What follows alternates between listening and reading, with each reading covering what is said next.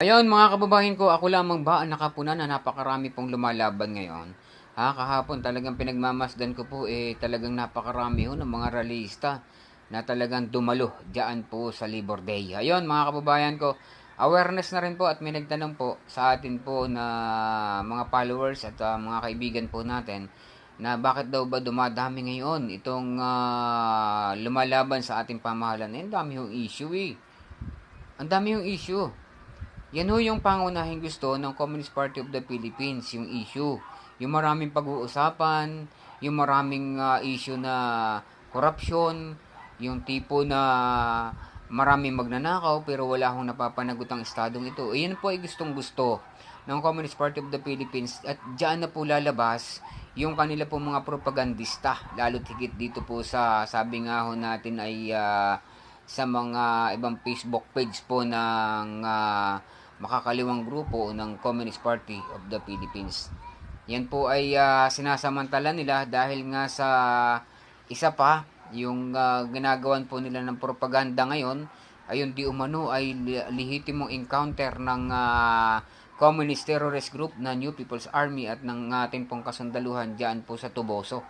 Yan po yung mainit na mainit ngayon kaya yung iba po natin mga kabataan ay talaga namang nagiinit ang kanila po mga puwit ngayon sa sabi nga po natin ay para makasigaw at para mailabas yung kanila pong hinaing at galit sa ating pong bansa at sa ating pong mga kasundaluhan. Ngayon, ang pag-uusapan po natin dito ay bakit ko ba nare-recruit nung ako po ay organizer pa ng kabataan, party list yung atin po mga estudyante at naipapasok dyan sa UPLB, PUP, simple po. Kasi ako po, nung ako po ay organizer pa ng Kabataan Party List, ako naman po ay may hawak ng mga form. Yung mga form ng scholarship program ng Kabataan Party List at yan po ay galing sa Kabataan Party List noon kay Raymond Palatino. Galing po yan doon sa opisina. So ngayon, ibinababa ko naman po yan doon sa mga student, sa mga estudyante na gusto po mag-aral at magkaroon ng scholarship program diyan po sa Kabataan Party List. Yan naman po ay ako po ay nakarecruit noon na mahigit sa 100 mga kababayan ko na mga kabataan. Yung iba ho, hindi ko na ho halos sa nakikita sa panahon po ngayon. Yung iba naman ho ay nakikita ko at humahawak na ng microphone ngayon at napakatatapang na ho magsasalita ngayon sa ating pong pamahalaan. Ganito po yon. Ako po, nung ako ay organizer pa ng Kabataan Party List, ay madali lang para sa akin na makuha ang kabataan. Bakit? Kasi yung mga nakukuha ko pong estudyante ay gustong gusto pong mag-aral sa UP, PUP. Kasi ang iba ho natin mga kababayan, lalo tigit yung mga estudyante po natin, mataas po ang antas ng tingin ng ating po mga kabataan student. Yan po sa mga sa UP, sa University of the Philippines, Ah, napakataas po ng antas ng tingin po nila dyan, kaya napakadali ho nilang makuha. Ngayon, bilang isang organizer po, tuturuan na rin po namin ng MKLRP habang tumatagal at SCOM 123, at bibigyan na po namin yun ng mga pag-aaral at ipaalala na po namin sa kanila, ipaalam po namin sa kanila na ang tanging sagot sa kahirapan ay demokratiko revolusyon digmang bayan, at ang paghawak po ng armas. Ayan po yung amin pong palagian sinasabi sa kanila at palagian po naming sinasabi sa mga yan na nasa sa kanila, desisyon na nila kung sabi nga ay hahawak sila ng armas o magiging aktivista sila o magiging political officer po sila sa National Democratic Front. Sila naman po yung mamimili, sila na ho yung pipili ng kanila pong binabagtas na buhay. At ako po bilang isang organizer po ng Kabataan Party List, ang akin pong gawa lamang noon ay mag-ikom ng mga kabataan na may papasok po sa PUP, UP at para maging membro po ng Ligo Filipino Student, Anak Bayan at Nakabataang Makabayan.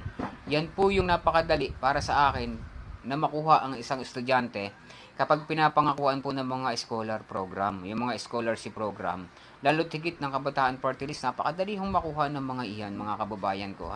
Ayun, awareness na rin po sa iba po nating mga magulangin na yung kanila po mga anak ay nag-aaral sa akin po mga universities na nabanggit. Ingat-ingatan niyo po ang inyo pong mga anak.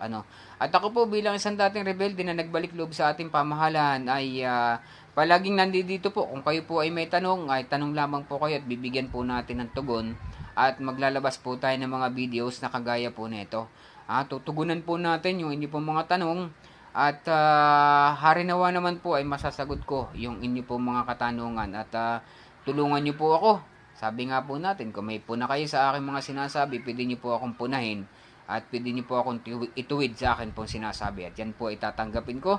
Kung yung may mga basher po tayo, ay kung kaya niyo naman pong higitan yung laman po ng aking isipan, ay di sabi nga ho natin na hindi naman po tayo makikipagdebate sa inyo. Ang sa akin lamang po dito, bilang isang ako po ay nahuli sa labanan at bilang isang dating aktivista at dating NPA at nahuli sa labanan, dahil nahuli sa labanan ay iniwanan nga po ng mga kasamang mga NPA, ayun, ay kaya ito po ako ngayon at magbibigay po ng ganti sa atin pong pamahalaan. Ito po yung back pay ko, mga kababayan ko, sa atin pong mga magulangin. Nasabi nga po natin, kinuhanan ko ng kanila pong mga anak at na-recruit ko bilang isang NPA yung kanila pong mga anak at napapasok po sa, sabi nga, Iligo Filipino Student at Kabataang Makabayan ng kanila pong mga anak. Until now, meron pa po tayo mga na-recruit at ngayon ay lumalaban at nakikita po natin humahawak na po ng mikropono yung iba at talaga naman pong matataas na rin po yung katungkulan, ha. Mga kababayan ko, ingatan nyo po yung inyo po mga anak. Tayo po ay maraming kaibigan ng mga OFW, mga kababayan ko, ha. Yung atin po mga kaibigang OFW na sabi nga po natin ay mga baka po may pinag-aaral sa mga nabanggit kong universities, ay pakipagsabihan nyo po ang inyo po mga anak at ito po ay for awareness po sa atin po mga magulangin. Ito po nilalabas ng mga video. Ito po ay nilalabas natin hindi po para sa sariling interest po natin. Ito po ay tulong sa ating po mga magulangin, ha. At kung kayo po ay may mga tanong sa akin sa mga inilalabas kong video ito, magtanong po kayo sa atin pong messenger, mag-personal message po kayo sa akin o kaya sa comment section po ng mga videos na akin pong inilalabas. Ayun, hanggang dito na lamang po muna mga kababayan ko. At Alvin Almonte Torero, nagsasabi sa inyo na ingatan niyo po ang inyo pong mga anak. At ngayon po ay lumalaganap ang peking pagre-recruit ng Communist Party of the Philippines para makuha ang inyo pong mga anak. God bless us all, ingatan niyo po sila.